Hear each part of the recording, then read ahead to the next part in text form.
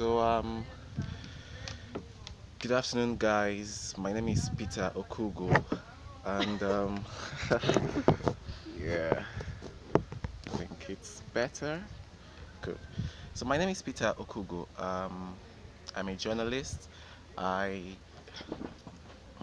We are both attending the 2017 MAP Youth Forum. It's organized by the UNESCO, and the theme is centered on sustainable development and the involvement of youth in the biosphere reserves. So I happen to be on the same group today with Louise Linden, and while we were riding on the bus, I heard her talk about um, dropping out of high school. So she's not a high school dropout. That would be very derogatory. So, but she dropped out of high school and now she's doing a very interesting work in her biosphere reserve. Mm. So I'm going to let Louise. I have here Louise Linden, so I'm going to let her introduce herself. So, welcome, Louise. Thank you. How are you doing? Hello, everyone.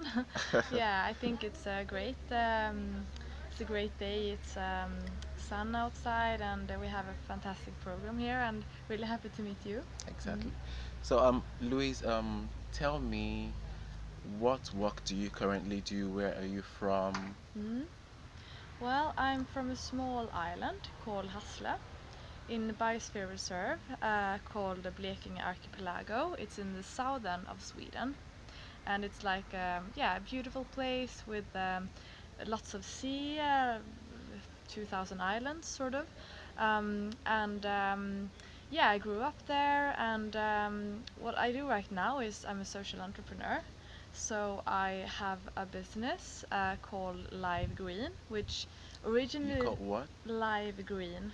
Life green. Okay. Live Green, yes, yes. Beautiful.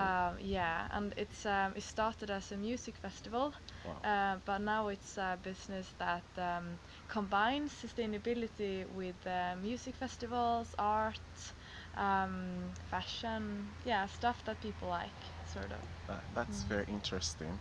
So, what was the motive for establishing Life Green? Yeah. Well, I was 17 years old and I saw Al Gore, the documentary Okay. called An Inconvenient Truth, Okay. which is about climate change. Okay. And when I saw this documentary, I got really like scared of the future and like everything that's happening, and I felt really bad about how my lifestyle sort of destroys our planet. And yeah, I got something we call climate anxiety. Klimatångest in Swedish. Okay. And I realized that I have to do something. In order to get rid of this, I have to do something, really. Okay. And I have to do something to inspire others. And like the island I grew up on, Hasla, it's typical music island. We have music festival there and lots of musicians. So when I was young, I realized very early in my life that music is can be a wonderful tool for Exactly. inspiring and empowering people. Okay. So that's why yeah, Okay. the result. That's interesting. So I'm very curious, how do you establish the connection between music, fashion, and sustainability? Mm.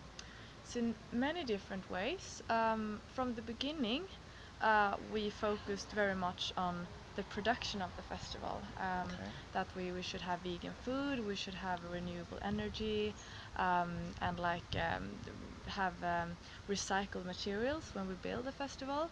And then it's turned more and more into we use the festival as an arena for sustainable projects. So we empower young people, students, other businesses, and we sort of try to make them create their own social innovations, sort of, in combination to this festival. So it's a great platform for that. Okay. So I know it's a very big task. Do you work alone or do you have a team who you work with? Well, like from the start, I was very alone, and I think that's very typical when you What year was that? Well, in the start, when I was like 17, 18, 19, I did many things myself. That was how many years ago? It it was 7 years ago I started it. Wow. Yeah. Okay. But then a great team have grew up from it. I sort of realized after a couple of years that I can't do this alone. Exactly. If I want to create big impact, I have to have a team around me, and I have to sort of trust in other people Yeah. to that they can also do this. So now we have a festival crew on like 6 people, and then during the festival we have like 100 of people, like volunteers and artists and yeah, people working around this festival. Okay. Mm. So, is there a particular time of the year when you organize these festivals? Yeah, it's in August. Okay. So Uh, it's already held for this year. yeah, it's already held. Yeah, but we work all year around with like preparations, and we do other projects where we combine art and music with sustainability. We do different. This year we did a tour in different neighborhoods in Karlskrona, the village, where we teach kids how to recycle through a virtual reality game. Okay. That's also like we would like to work with new technology as well. Okay. So it's an all-around activity. Okay. Mm. So I'm very curious. You said you dropped out of high school. Um, did you get education after dropping out of high school? Did you get another education or you just stopped there? No, I was planning to sort of. I really I wanted to because I had been raised all my life believing that I have to do university, I have to have good grades, otherwise I have no future. But then I realized when I started the festival and I did all these creative projects, I sort of realized that um, like education is not the traditional type of school is not the only way. Okay.